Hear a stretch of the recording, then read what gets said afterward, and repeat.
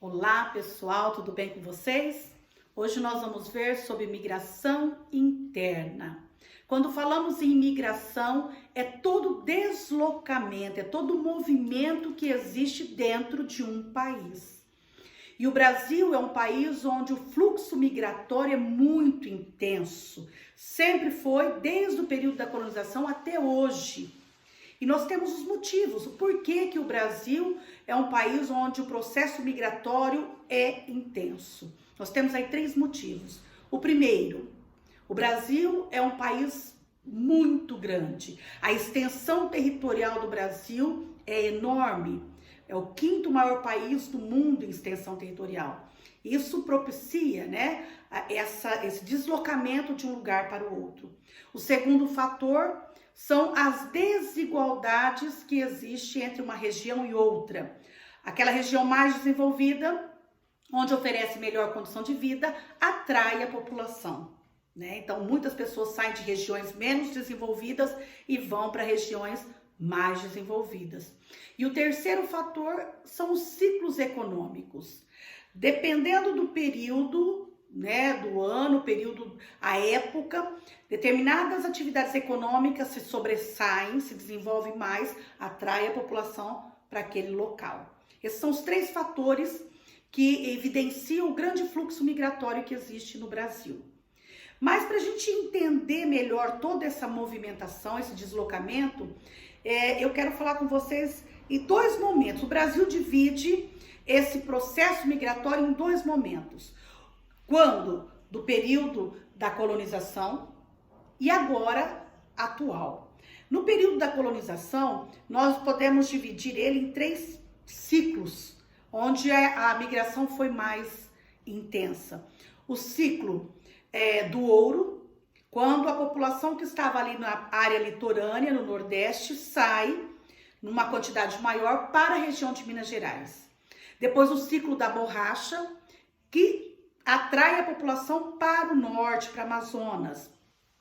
E depois o ciclo do café, que vem aqui para a região São Paulo, para a região Sudeste, estado de São Paulo e Rio de Janeiro, principalmente.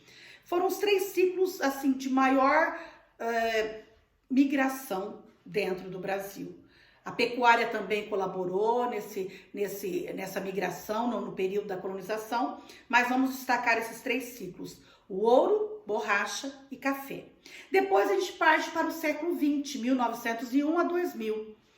É o início, na primeira metade desse século, inicia-se a industrialização no Brasil.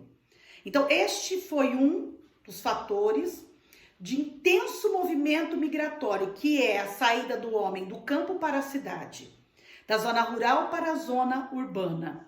Depois nós temos outro movimento do século XX que se destacou, que foi esse segundo movimento, a atração da população eles são atraídos para a região centro-oeste. A construção de Brasília, capital do Brasil, atrai grande número de população para aquela região.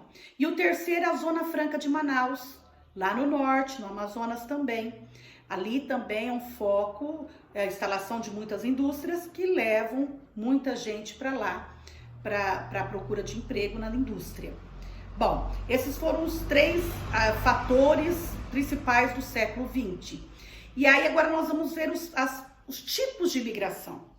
Quando eu disse a vocês que a indústria tirou muita gente do campo, que veio para as cidades, esse movimento migratório recebe o nome de êxodo rural, que é o movimento migratório do Brasil mais intenso, mais conhecido.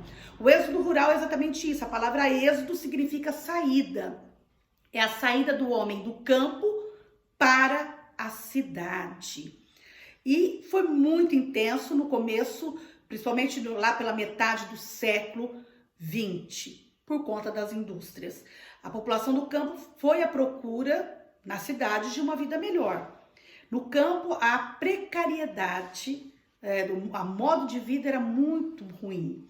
Então, a cidade tinha mais acesso a bens, a serviços. Então, isso foi um dos motivos da saída do homem do campo para a cidade. Além dessa, a mecanização na agricultura. inicia-se um processo de máquinas, né? Essa mecanização, substituir a mão de obra pelas máquinas. E o terceiro fator é a concentração fundiária. O Brasil, desde a época da colonização e até hoje, é um país onde as terras, né, quando a gente fala em concentração fundiária, é onde está concentradas as terras brasileiras estão na mão de poucas pessoas. Os grandes fazendeiros, os grandes latifundiários estão com a maior parte das terras brasileiras, enquanto que a população, de forma geral, não tem. Então, ela vai para a cidade, né, trabalhar na indústria, procurar uma melhor qualidade de vida. Esse é o êxodo rural. Além do êxodo rural, nós temos a migração pendular. A migração pendular é a saída, né, é temporária, todos os dias. Ela acontece principalmente nas grandes metrópoles, nas grandes cidades, onde a população, a pessoa sai da sua casa e vai ao trabalho, vai para trabalhar, fica o dia inteiro fora e volta à noite. Então, é uma migração diária. A migração pendular, ela pode também ser semanal. Por exemplo, um estudante, ele mora em São Paulo, ele mora em Campinas e vai estudar em São Paulo. Ele fica lá a semana inteira e volta no final de semana. Ela também é uma migração pendular, tá? É a que acontece temporariamente. Depois nós temos a migração sazonal ou transumância. Essa migração também é temporária, só que ela demora um tempo maior. E aí eu vou dar um exemplo para vocês. Por exemplo, os cortadores de cana, que saem da região do Nordeste e vêm para o Sudeste no período da colheita. Eles deixam lá a sua moradia fixa, a sua família, e vêm para cá, para a região Sudeste, trabalha aqui 3 meses, 4 meses e volta para a sua casa. Então, ela é temporária, mas é um tempo maior, por isso sazonal. E ela acontece todos os anos. O cortador de cana, ele vem nas épocas, nos meses onde a colheita acontece aqui, fica aqui 3, 4 meses, volta para lá, depois retorna no próximo ano para cá, 3, 4 meses. Então, ele fica neste percurso. Essa é a migração sazonal ou transumância, certo? E depois nós temos a migração de retorno. Esta migração, por exemplo, esta pessoa, este indivíduo que sai todos os anos do Nordeste e vem trabalhar na colheita da cana aqui no Sudeste, ele faz isso por 1, por 2, por 3 anos. De repente, ele se sente atraído a ficar aqui na região Sudeste.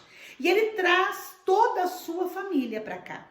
Então, vem a família, mora aqui, mora 1 ano, 2 anos, 3 anos, 4 anos, 5 anos e sente o desejo de voltar para a sua terra natal, para a sua cidade de origem. Então, ficou aqui 5 anos. Eles ficaram aqui 5 anos. Aí, resolvem voltar. Volta para lá. Essa é a migração de retorno, tá bom?